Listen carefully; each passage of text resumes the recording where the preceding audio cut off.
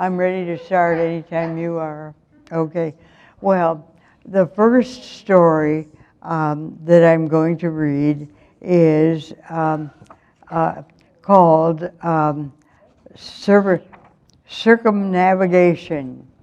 And it's my story about going around the world.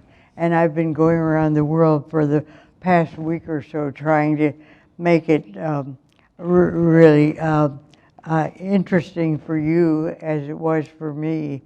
Here we go.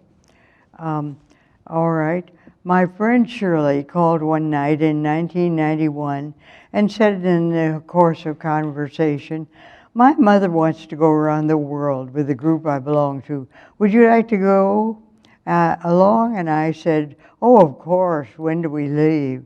I thought it was a joke and forgot all about it. I'd always loved to travel, but really, around the world? She called a week later and said that her mother had decided not to go, but she had reserved our tickets and we would be leaving in 3 weeks. I asked how much, and it was affordable, but I wondered if I could get a month's leave of absence from my work. I was working at Duke at that point. It seemed that I had accumulated that much sick time and vacation time, and I could do it. It still seemed like a dream, but I started planning. Well, the day finally came, and she lived in Michigan, so I drove up uh, to her home, and it was October and really beautiful. And I'd brought a lot of clothes because I didn't know what in the world I'd be wearing. So when I got to Shirley, my friend, we sorted and packed together, and we stayed in an airport motel the night before we left. We awakened long before our wake-up call, and I enjoyed the sunrise in the east along with the full moon in the west. The shuttle took us to the Detroit airport. A short flight to Chicago took us to Japan Airlines. We were a definite minority on the plane, as almost everyone else was returning home and was speaking Japanese. We had the best lunch I've ever had on an airline. All the food was good and the plane was very comfortable. And so we started off, and they told us, we flew up over the North Pole, and they told us when we were going over the North Pole, but we couldn't see anything different, just a whole lot of snow. After 11 hours abroad, we felt like it could go on forever. When do we start having fun? I closed my eyes and remembered Paradise Lost, with Satan falling endlessly through space until finally God stopped him. We started on a Friday morning and ended up on Saturday afternoon. We were in Japan. After a shower and a delicious dinner, we got to bed. Oh, sleep. Then at about midnight, I awakened when the building started to sway and shake. My goodness, we were having an earthquake. It was my first, and I thought I wouldn't mind if it was my last. I went back to sleep thinking I'd find out about it in the morning. Well, in the morning, I found out there wasn't anything to find out. Our hotel was one of the buildings that had been earthquake proofed. And actually, we got to see a lot of gardens, and that's one of the things I wanted to see there because they have beautiful gardens. One moss garden was started in 1339. It was simple and beautiful, many rock gardens. And it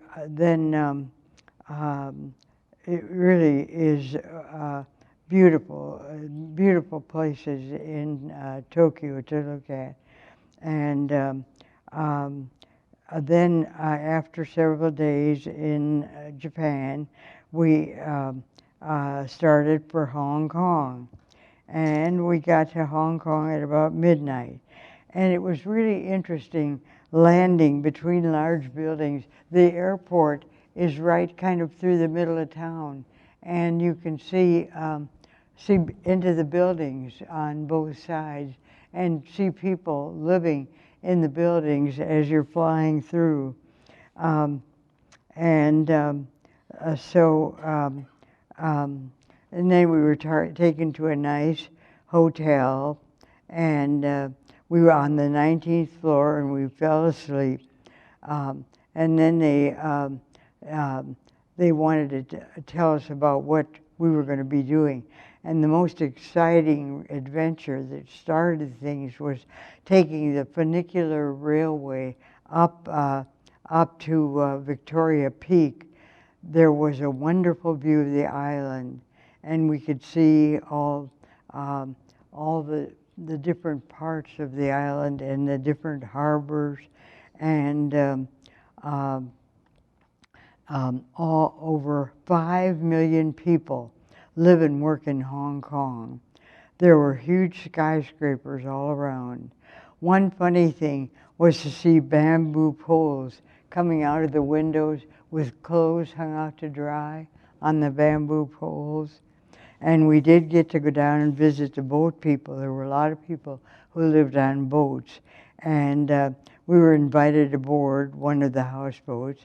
A family with 3 children lived aboard.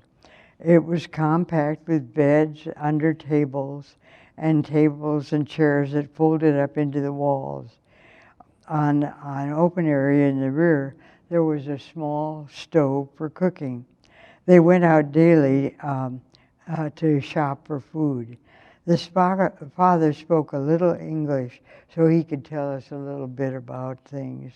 We paid a bit for the experience, and I was happy to pay for it because it was well worth it.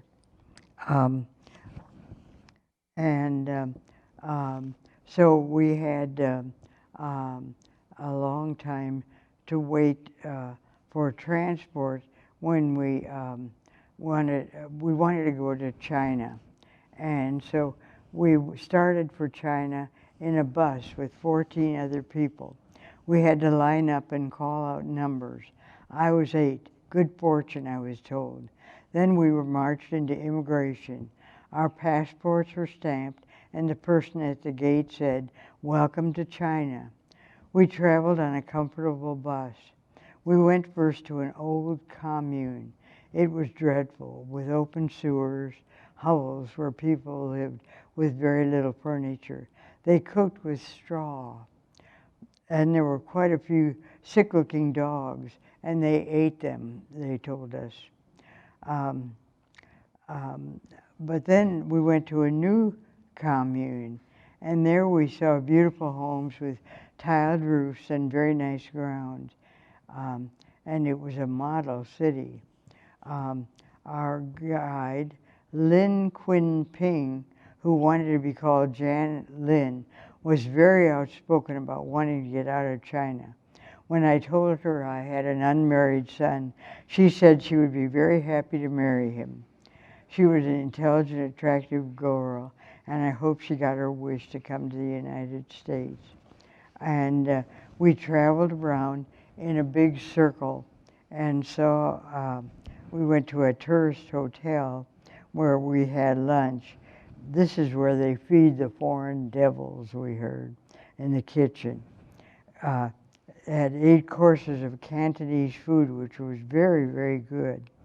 And then we went to another commune, which had 3,000 people, and they were all named Chen, C-H-E-N.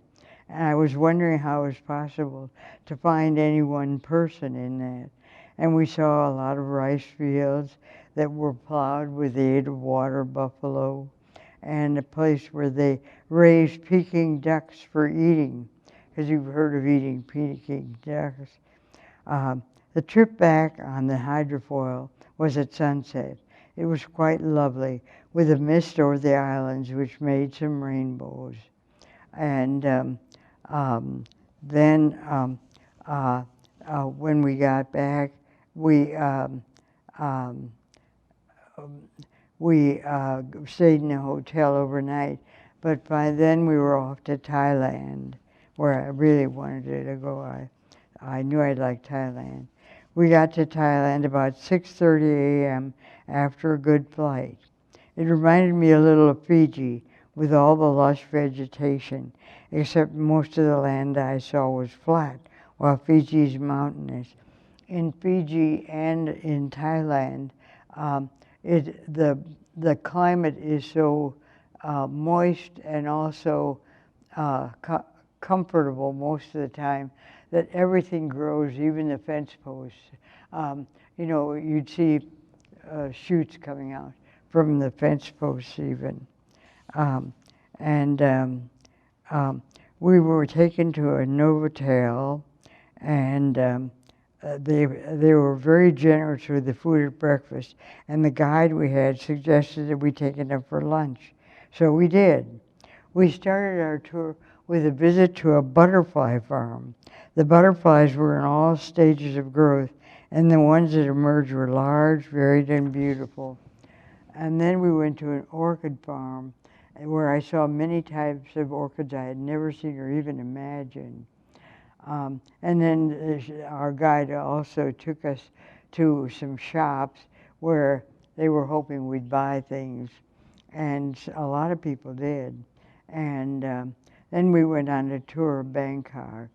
Um, and even though I don't much like cities, this was a fascinating place to see. The Royal Palace is in the middle of the park with a moat around it. We were taken to a number of Buddhist temples, which were interesting. Seeing the Emerald Buddha in one of them gave me an eerie feeling, I can only say, of peace and harmony. We were also taken to the Thai Center, and where there were shops and a Thai restaurant, which had excellent food. And while we were eating, they were dancing for us. On the following day, we were taken on a boat ride on the canals, and there were a lot of bridges. And what we had to do was all the people had to sort of lean toward the front of the boat so they could go under the bridge.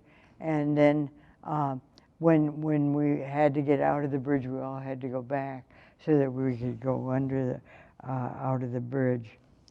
And so then after we had some time to spend there, we took off at 3 a.m. for Air India, on Air India. And it was quite a come down from Japan Airlines. And actually, I ate something on that airplane that definitely didn't agree with me. And I woke up in Kathmandu, and I love the name Kathmandu, with a miserable case of Delhi belly. I slept until afternoon when I felt we'd been able to get around. And then I ate rice at Nepal Kitchen, a cafe run by a man who learned to cook at Denny's in California while his wife was getting an advanced degree. They served roasted wild boar. I didn't eat it. But then we went up the side of a mountain to a monkey temple. There were 122 steps up to the shrine. Many monkeys were there, and it smelled terrible. But from the top, there was a beautiful view of the Himalayas, the beautiful mountains. And so then we went back down the mountain to see more of Kathmandu. So we had a tour of the city, and then we went to Batan Square to see a holy water fountain where the king used to bathe naked summer and winter. He would then lie there on a holy stone and meditate after bathing. There was a marble statue of the king with a cobra over his head and a bird on the cobra. So long as the bird didn't fly away, the soul of Buddha was there to protect the people. And I thought that was very interesting. And we got on a plane, at about 5 in the evening, and the sunset over the Himalaya mountains was exquisite. I was sad to leave Nepal. And then we went to New Delhi and to the Oberoi, a very nice hotel, at about 8:30. And we were shown to our rooms. The maid handed both of us a package of tissues, and she said, you will need them. The people in the room before were very sick with a fever. Oh, well, I went to bed early and went to sleep. And then we saw what Mahatma and Indira Gandhi's cremation and burial places, and went to a silk store, which for some reason was guarded by a policeman with a gun and a cartridge belt. Couldn't figure out, there was some sort of revolt in the caste system going on. 14 homes had been destroyed, so they were being very careful. And we awakened at 4:15 the next day, given coffee and sweet rolls, and taken to the train station to go to Agra, where the Taj Mahal is. And the Taj Mahal is indescribably beautiful. There's a square dome building in the center and 4 minarets, one at each corner. It is carved out of white marble, which seems to glow. It took 22 years to build. There is a lovely reflecting pool in front. The 5th Mongol emperor had it built for his beloved wife. She had 14 children and died at 39. I'm not surprised after 14 children. Then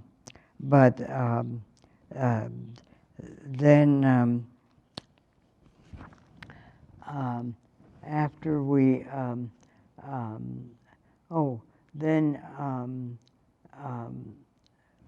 they have, let's see here, what's this? They have, it was in Hindi, and they were celebrating Diwali, and they show fireworks, and it's an all-round holiday. They clean their homes and yards and themselves, prepare a feast, and give gifts to one another and to the poor, and shoot off fireworks. So it takes in Thanksgiving, Christmas, and 4th of July. Several of us went up on the roof after dinner to see our fireworks and watch the other fireworks show. And then, let's see, when we went to Jaipur, and the reason we went to Jaipur was because we had the opportunity of riding up the mountain on an elephant, and I'd never really thought much about riding an elephant before, but it was fun. We had to mount into the little howdah from a very high wall. He swings a lot, but it was fun. The mahout kept trying to sell up elephant controllers on the way up the mountain. I was afraid to say no because I didn't want to make the elephant run or anything. I now owned a strange-looking stick. I don't know whatever happened. And actually, after spending time there, we were awakened at 2 a.m. and boarded an airplane that boasted of having a British Air Rolls-Royce engine. It flew us very smoothly out of India. I never want to return. The reason I didn't want to return is because so many people were just miserably poor, and they cut off children's hands so they could beg, and they slept in the gutters, and people were very, very unhappy there, it seemed, in India, and very poor. And the plan had been to refuel in Iran, but you might remember the American hostages were being held there at that point, so we were not even allowed to fly over the area. But we refueled in Dubai, a part of the United Arab Republic. It was before the oil strike had started all the building of skyscrapers. All we saw were a few small buildings and a lot of sand. We flew over Iraq, Saudi Arabia, Kuwait, and Turkey before we got to Europe. I thought a lot about those countries. It was a little scary. We landed at Heathrow.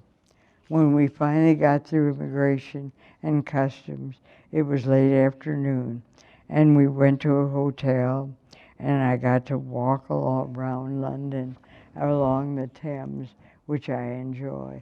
And then the next day, after much searching, I found Sotheby's. I asked a passing lady for Sotheby's. She said, "I shall be glad to tell you where it is if you will pronounce it properly. Sotheby's." So then I went on a red double-decker bus to Harrods, and that is a department store where you can get anything. And I had gotten a ticket to Richard III at Shakespeare's Barter Theater. I went over early to look around the area and see the theater. There were a lot of policemen around.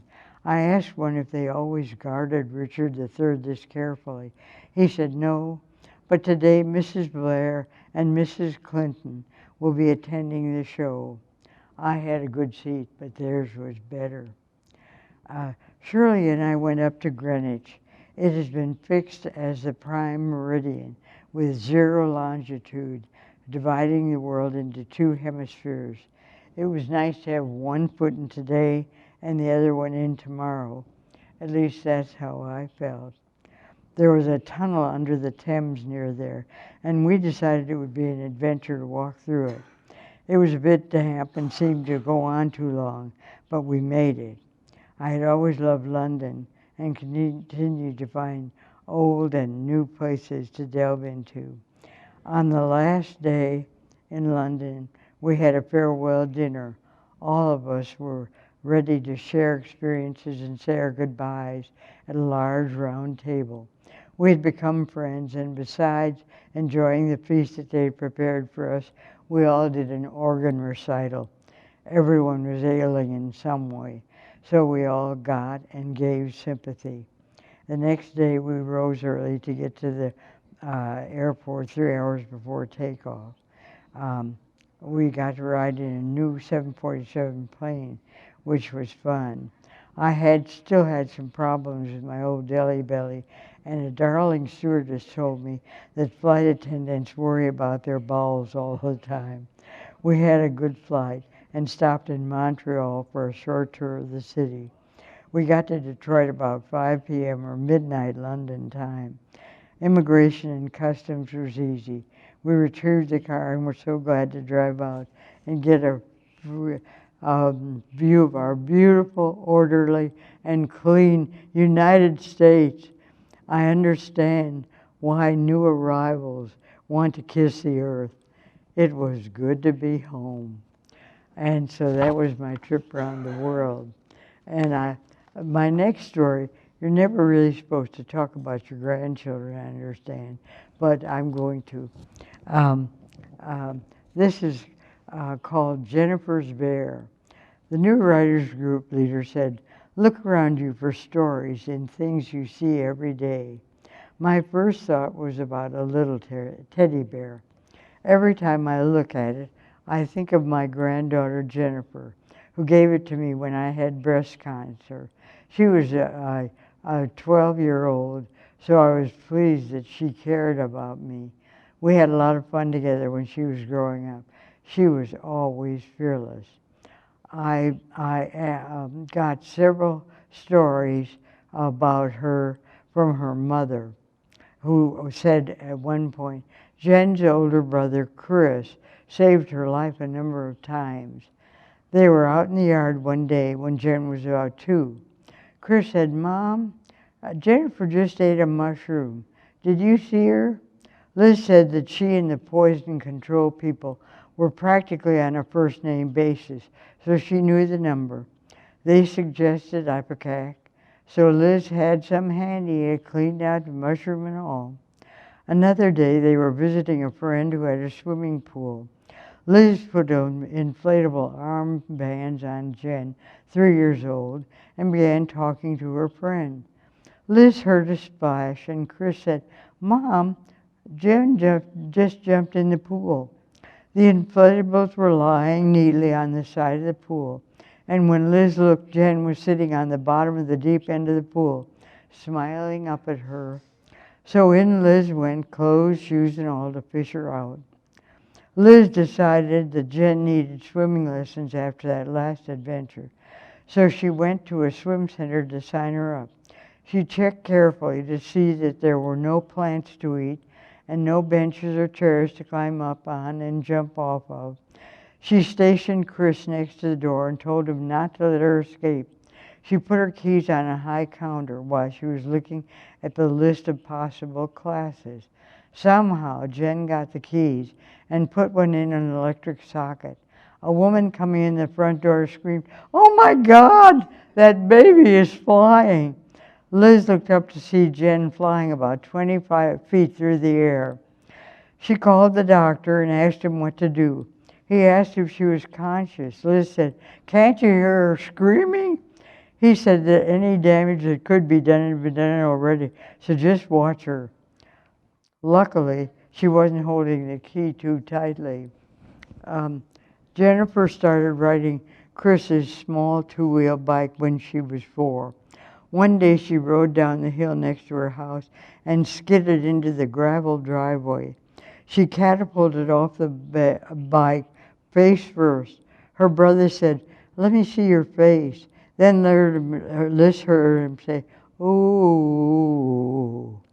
After the blood had been sponged off her knees, elbows, and face, they went off to the emergency room.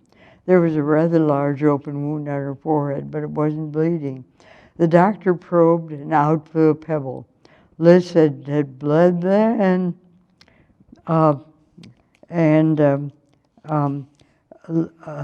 Liz went to college on an ROTC scholarship and joined the Army as soon as she graduated. After a short time, she was sent to Kuwait. A new general took over her unit and chose her as his aide-de-camp. She emailed that she was busy from morning till night with all the things the general needed doing and had advanced in rank to first lieutenant. When her term was over, the general wanted to recommend her for a scholarship to law school. That was not for Jen. She wanted to do something with action attached. She was sent to Fort Bragg, where she was promoted to captain and became a company commander of a paratrooper unit with the 82nd Airborne unit. She went to school to become a jump master. That means that she lines everyone up and is the last to jump. I asked her what happened if someone refused to jump. She said that they were sent to the end of the line. If they refused a second time, they were eliminated from the unit. Jen married an Army man, and in time, they decided to have a baby. That's not news, but the fact that she jumped 5 times before she knew she was pregnant fascinates me. My 23rd great-grandchild had already jumped out of an airplane 5 times and wasn't even born until the next June. P.S. Connor William Yerk was born June 12, 2015, and is a beautiful, healthy boy. And how are we doing on time? Actually, I've got another story here called Angels in Disguise. I began to notice the angels in disguise around me when I flew off to Utah for a granddaughter's wedding.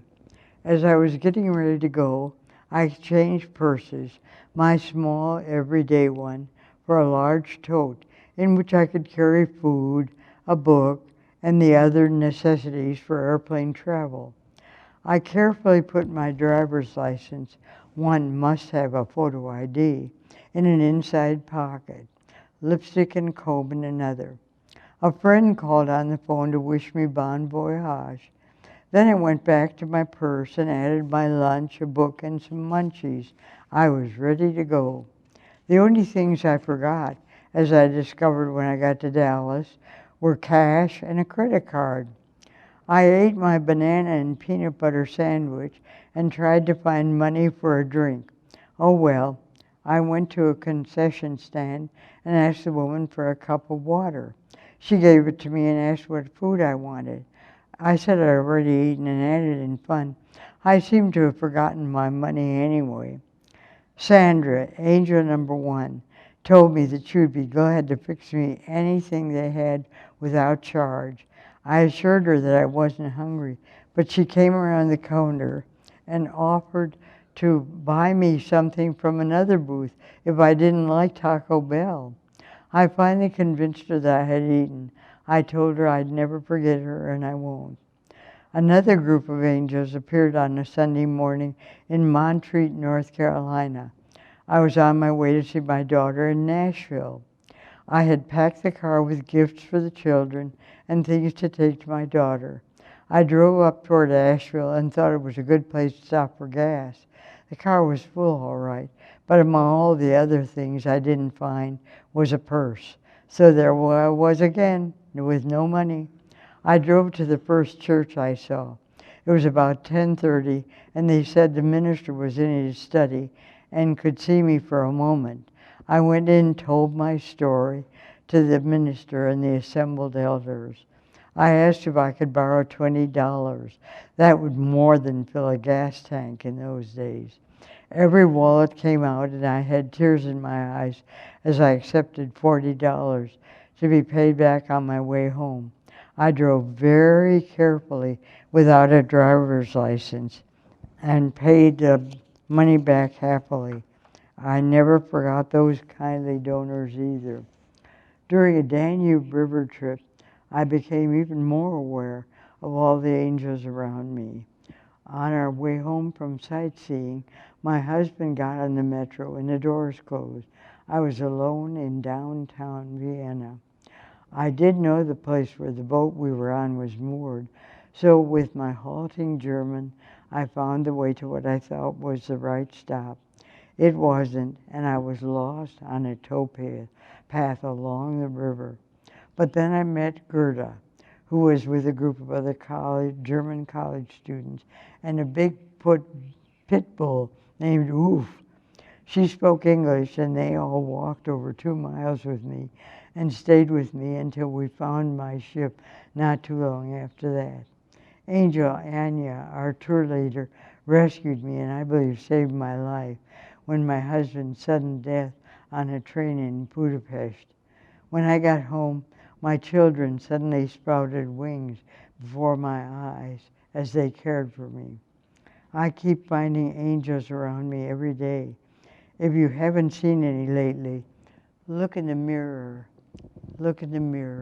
and you will see angels.